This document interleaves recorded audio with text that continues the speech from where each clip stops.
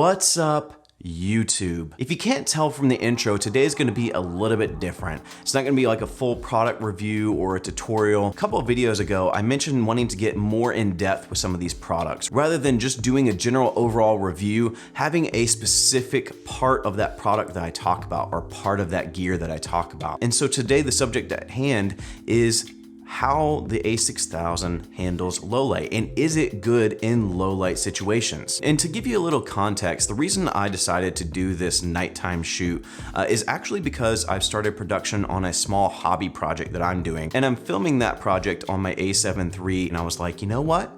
This might be a really fun, interesting video to make of how does the a6000 handle these same shots, and in general, how does the a6000 handle low light? So what we're gonna discuss is the gear I use to get these shots, my thoughts on ISO performance with the a6000, a slight comparison with other cameras, and I'm trying to compare it with cameras that are similar to the a6000. Obviously, it's not a comparison when you stack it up against the a7 III. And to wrap things up, just my general thoughts on the a6000 and how it performed in low light, and some things you want to consider when shooting on the a6000 in low light situations. So let's start off by talking about the gear that I use for these shots, but I'm also going to mention the picture style that I used to get these shots as well. So the lenses I used were Sony primes, and this is actually one of them that I use, which is a 14mm T3.1 from Rokinon. I'm not going to go into the science of T stops versus F stops, but basically this is the equivalent of an f2.8, so T3.1. I literally just got this Rokinon about a week ago, and I've shot a little bit with it and am in love with it. Having that wide angle is really cool. It makes for some really cool shots. The other one is actually mounted on the EOS M back here, which is an 85mm T1.5, which is the equivalent of an f1.4. And so having these two lenses that are gonna be pretty decent in low light really helped out these shots and really helped out the a6000 perform in these low light situations. Now, as far as picture style, there is actually a night picture style on the a6000, and that's generally what I used on this shoot. So I used these two Cine lenses from Rokinon. I used the night picture style in the Sony a6000, and so that's what I did to get some of these shots. So the second thing we're gonna mention is ISO, and this is where I'm a little bit spoiled by the a7 III, because if you're not familiar, the a7 III is a really good low light camera, because generally speaking, these cameras that are nicknamed low light beast, a lot of the times are really good in high ISO situations. And if you're not familiar with ISO, I put up a whole video about an exposure triangle. I'll link that up here.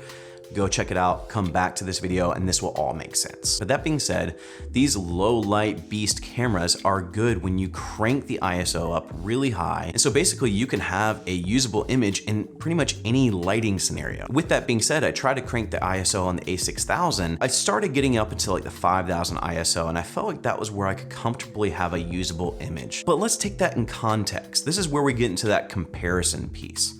You know, if I'm comparing this to the a7 III, like, I don't even want to make that comparison because it is not apples to apples in the slightest. We're talking about a camera that came out years ago with the a6000. We're also talking about a camera that has a crop sensor body. It really is not a fair comparison. But for those that are curious, I will put up some example footage between the a7 III and the a6000 so you can kind of see what that comparison would be. Honestly, if I kept the ISO in check, I felt like I got a pretty good image out of the a6000 that I also got out of the a7 III. And so I was fairly impressed of how the a6000 performed in these same exact scenarios that I had with the a7 III. But as I said before, that's not a fair comparison between the a7 III and the a6000. So let's take the EOS M for example. The EOS M does not go above 6400. Now one can say that's because beyond that it's not a usable image. But I even felt with the EOS M, when you got into like the 5000 range, it started falling apart more than the a6000. And so with that, I believe the a6000 is better in low light than some of its competitors. And so if you're on a budget and trying to find a good camera body that maybe you're gonna take into a low light situation, this may be a little bit better than something like the EOS M as far as being able to handle low light scenarios. And so with that in mind, like, what are my just kind of thoughts on this experience of using the a6000 in low light? Honestly, if you're looking at using the a6000 in low light, maybe you already own the a6000, that's the only camera you have, and you're trying to film some low light scenes or things like that, that's okay. I fully believe that you can get some good shots with the a6000 in low light, but you want to factor in a couple things.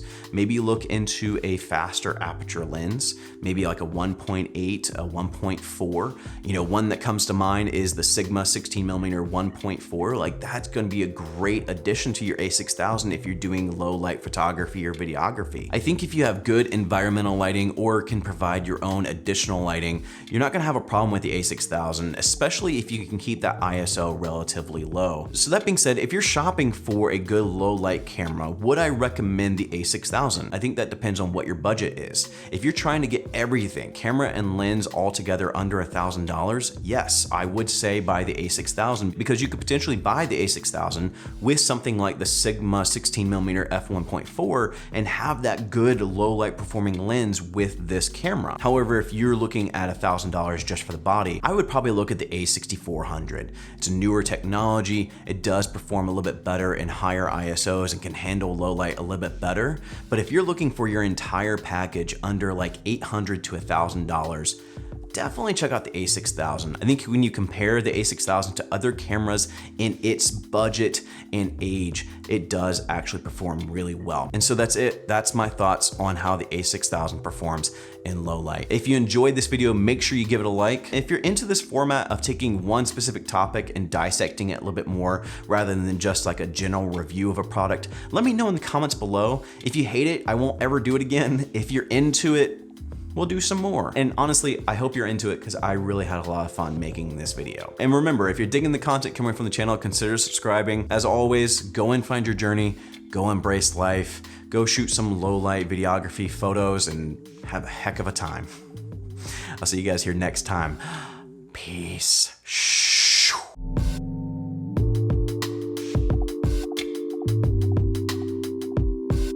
I just want to share something with you that just warms my heart. And that is the fact that for Christmas, I got my daughter a small little like kids camera. And this past week we had a full moon. And if you're not familiar or you're new to the channel, I do like to take the occasional moon photo. So this past week I picked her up a little bit early and we just kind of hung out in the front yard and I said, do you want to take some pictures of the moon? And she said yes.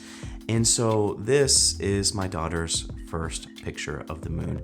It's not great. This is a very not great quality camera, but that's the moon. I'm trying to get in focus. Is it in focus? There we go. Yeah. First moon photo. I was very proud, made me very happy, warmed my heart. I hope it gave you all the feels. But having her take photos with this small little camera has been really fun to watch and really exciting. She's got the whole like 3 points of contact and everything down. It's super cute. So that was a proud dad moment for me, was her first moon photo.